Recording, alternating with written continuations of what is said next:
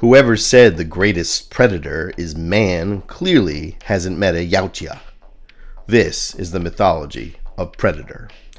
Predator began as a science fiction action movie starring Arnold Schwarzenegger and has now evolved into a phenomenon spanning several films, video games, novels, and comic books, as well as a popular action figure line. The story is the brainchild of screenwriter James Thomas, who came up with the idea based on a joke that was circulating Hollywood, that Rocky had no earthly opponents left and he'd have to fight E.T. The joke sparked an idea. James enlisted his brother John for help with the screenplay. The script sold, and director John McTiernan was hired to direct, with Arnold Schwarzenegger starring. The original Predator was played by Jean-Claude Van Damme, as they wanted an agile fighter in the role. But against massive men like Carl Weathers, Arnold, and Jesse the Body Ventura, Jean-Claude's Predator looked unintimidating. The original Predator design was an insect-like creature, but the producers wisely decided this would not do, and the early footage of the movie is absolutely laughable. Veteran creature designer Stan Winston was brought in to create the Predator costume and bring it to life. The look of the Predator was inspired by a painting of a Rastafarian warrior that hung in the office of infamous producer Joel Silver. They brought in actor Kevin Peter Hall, who clocked in at 7 feet and 2 inches tall.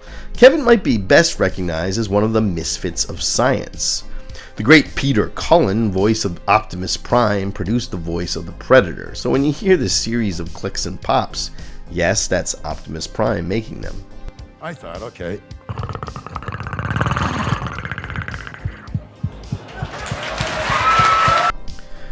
The film was a huge hit, spawning sequels and comic books and video games that further expand the lore. Dark Horse Comics gives us the backstory of the Yautja. The stories within the Predator mythology surround the Yautja, a race of alien hunters and their many visits to one of their favorite hunting grounds, Earth, although not all of the stories have taken place on Earth.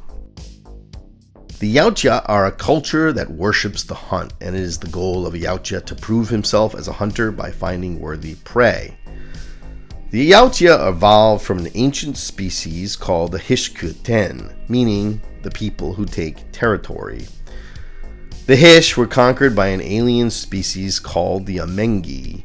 These are insect-like aliens that possessed advanced technology that allowed them to subjugate the Hish. That is, until a Hish warrior, Kael, led an uprising destroying the Amengi. Kael is worshipped in Yautja history as a great hero, and is known as the first hunter. He slaughtered a larger Amengi and fashioned armor and a helmet from its exoskeleton. Yautja's advanced technology comes from the tech from the culture that enslaved them. This explains the Yautja's preference for primitive weapons such as blades or spears, and the use of advanced weapons like the shoulder-mounted plasma caster. Eventually, the Hishkuten evolve into the Yautja. The Yautja took their technology from the Amengi and have only a basic understanding of it, as scientific advancement is less important to the Yautja than hunting. Yautja search the galaxy for planets which might provide a challenging hunt. One of their favorite hunting grounds is Earth, and it is a place they have been coming to for thousands of years. In fact, in the movie Alien vs. Predator, we learn that the Yautja helped build the pyramids and were worshipped by ancient cultures such as the Aztecs and the Egyptians.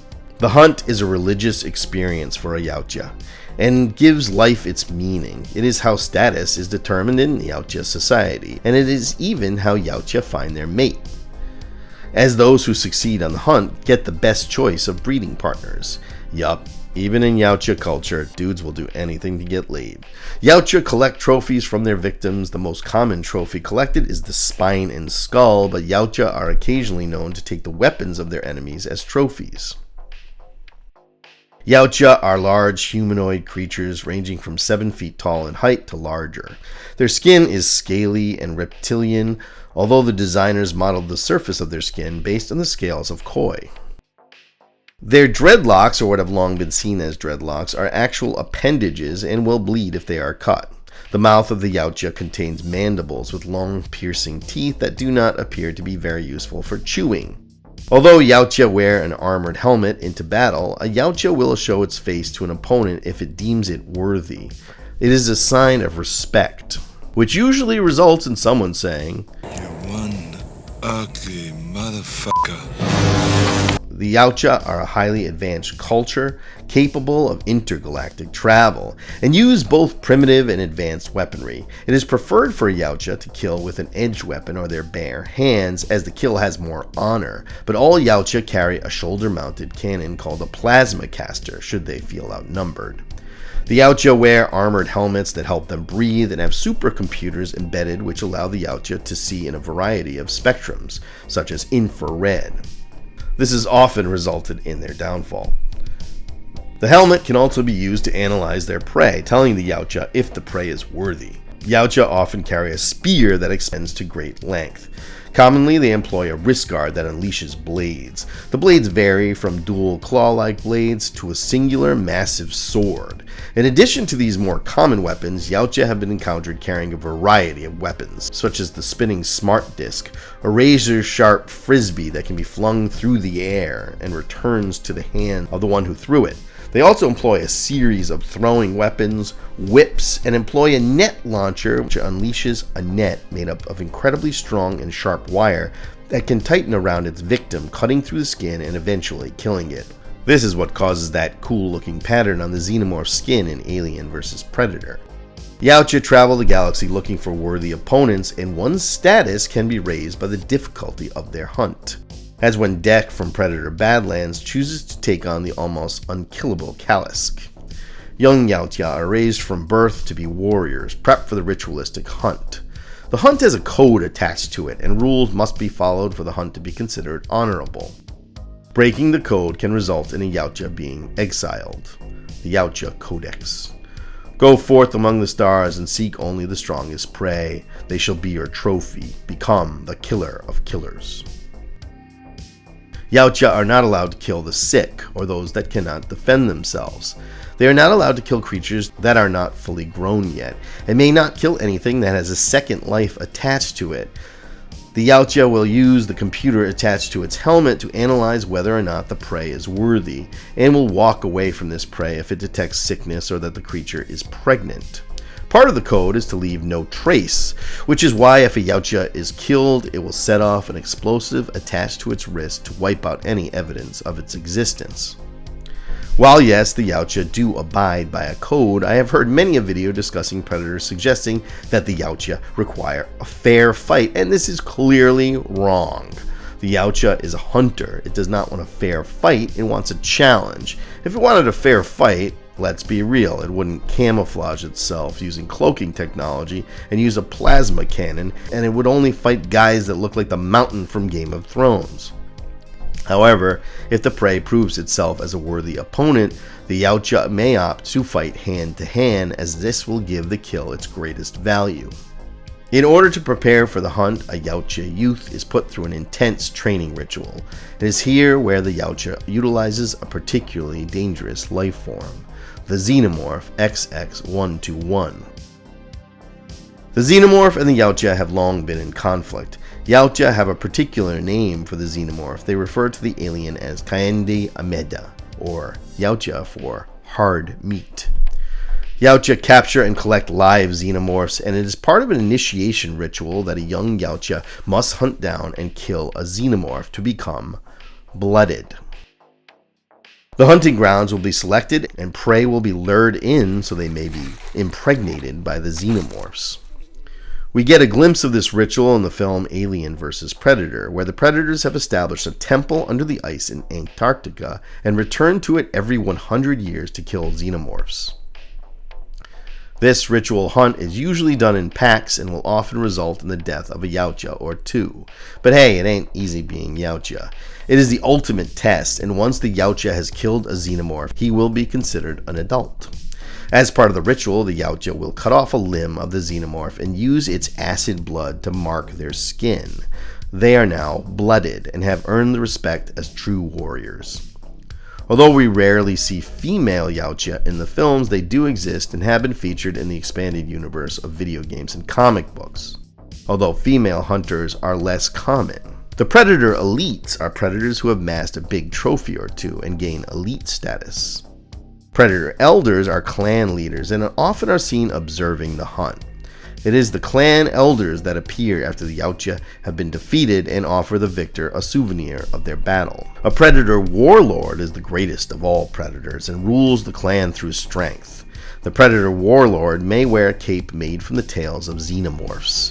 They are larger and more ferocious than other predators. We get a glimpse of the warlord at the end of Predator Killer of Killers, where he is referred to as a Grendel predator, although that is clearly a name given to him by humans, as it is a literary reference from the epic poem Beowulf.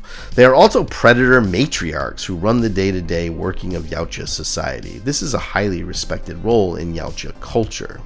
There are many types of predators and many variants among the species. For example, the feral predator from the film Prey uses more primitive weapons and a bone faceplate. This is not because the feral predator comes from an older time. No, we see advanced predators all the way back to Egyptian times. This is because the feral predator comes from a backwards desert region of Yautja Prime and has cultural differences from other Yautja. They're basically like predator rednecks. Other clans include the Widow clan, a clan of female predators who have lost their mates to the hunt, and the Dark Blade clan that hunts the mafia in the video game Predator: Concrete Jungle. What has been dubbed the Super Predator is a race of Yautja that have been bred for strength and may tower above other Yautja at a whopping 15 feet tall. In the film Predators, we learn there is a war between the Yautja and this new breed, and the super predators wish to wipe out their cousins because they see them as weaker and therefore inferior. The ones that are running things up there, the larger ones hunt the smaller ones. It's some kind of blood feud, I guess, been going on for a long time. This coming war between predators is referenced in many different places throughout the media. A bad blood is a Yautja who has turned against the Yautja culture or broken Yautja code. Bad bloods are excommunicated, but some can earn their way back into society providing their breaking of the code was not too egregious. The concept was introduced in the Dark Horse comic Bad Blood, where a rogue predator murders his brethren and then goes to Earth on a killing spree. This predator kills indiscriminately. This predator breaks the code, killing the weak and the sick, and Yautja hunters called Enforcers are sent to destroy him. These hunters could be considered the police of Yautja society. At the end of Predator Badlands, Dek may be considered a bad blood as he has killed his father and broken the code. However, if Dek can prove his father broke Yautja code by killing Dek's brother, he may be able to clear his name. We'll see. There have been multiple recorded attacks from Yautja throughout the centuries. This gives a timeline of the major events. In 1719, a feral Yautja hunter landed on Earth and began hunting Comanche warriors, until it was destroyed by a young female warrior named Naru. The feral Yautja was unable to see the young woman as a threat, which allowed her to defeat it using its own weapons. In 1987, a group of mercenaries, including Major Alan Dutch Schaefer, were sent into the jungles of Guatemala on a rescue mission. When they arrived, they realized they were duped by those who sent them on the mission, and the true purpose was to trick them into wiping out rebels. And then they discover they are not the most dangerous thing in the jungle, when a Yautja starts hunting them down one by one. Dutch survives. He discovers that by covering himself with mud, he can hide from the predator's thermal vision. He defeats the predator in mortal combat. Upon the predator's death, it initiates its self-destruct and almost annihilates Dutch. Dutch will spend the rest of his life wondering what this hunter from another planet was. In stories expanded by the video games, Dutch is recruited by Agent Peter Keyes of the OWLF, the Otherworldly Lifeforms program. This is an organization created to protect mankind from dangerous alien lifeforms. Dutch becomes obsessed with his experience fighting the Predator and spends the rest of his life hunting Yautja. In 1997, a second Predator hunts the city of Los Angeles, slaughtering drug dealers. The Predator then crosses paths with Lieutenant Mike Harrigan. The cop kills the Predator with its own weapon. An elder Predator gives the cop an antique flintlock pistol as a symbol of respect. The flintlock has the words Raphael Adolini 1715 engraved on it, which we later found out was gifted to the warrior Naru by Raphael Adolini, who encouraged her to use it to defeat the Predator. We can assume that the Yautja came back for Naru and took the weapon as a trophy. In Alien vs. Predator, a temple is discovered under the ice in Antarctica, and an expedition is undertaken by Charles Bishop Weyland of the Weyland Corporation, which will eventually become the Weyland-Yutani Corporation from the Alien franchise. He funds a team of explorers to discover the temple. However, it turns out to be a trap. For every 100 years, Yautja warriors bait humans to enter the temple so they can be impregnated by xenomorphs and used in a ritual hunt. The humans screw up the plans by taking the Yautja's plasma casters, leaving them at a disadvantage. As a result, the xenomorphs replicate at too fast a rate and threaten to rise to the surface, infecting the world and possibly risking the end of all humanity. But the last remaining Yautja teams up with a human to wipe out the alien threat. At the end, the Yautja warrior dies, and it turns out he was hosting a xenomorph, giving birth to the Predalien. Alien vs. Predator Requiem picks up where Alien vs. Predator left off. The Yautja ship crashes and unleashes the Predalien on an American suburb. A predator hunter known as the Wolf is sent to Earth to erase the abomination that is the Predalien.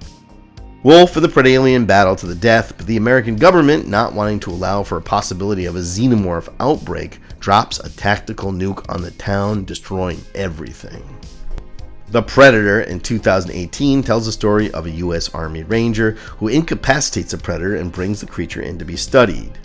Scientists discovered that the predator has human DNA and theorized that the Yautja have attempted to improve their species by splicing in the DNA of other species, including humans. The predator is destroyed but leaves behind cargo. When the scientists unleash the cargo, it forms a predator-killing suit, suggesting that the Yautja wish to help humanity fight against the larger super predators, and a war may be coming. In Predators, we are introduced to a gaming reserve planet where the Yautja bring the most dangerous prey in for a ritualistic hunt. Human warriors, each one more dangerous than the next, are abducted and dropped off to fight against the predators. Some are soldiers, some are criminals, some are serial killers. All are chosen as they are considered dangerous and worthy prey. In this film, we learn that there is infighting within the species of the Yautja itself, as the super predators hunt down the Yautja they feel are inferior. In Predator Killer of Killers, warriors from various time periods are tested in battle and brought to face a Yautja warlord.